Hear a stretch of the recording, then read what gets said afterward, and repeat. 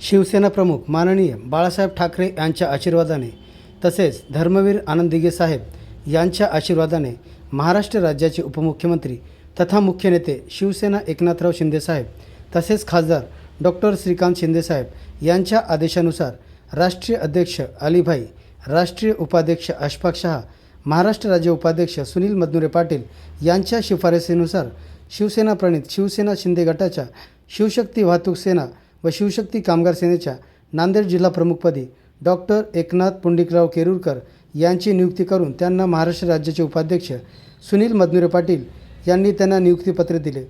यावेळेस सुनील मदनुरे पाटलांचा सत्कार डॉक्टर केरुरकर साहेब यांनी केला।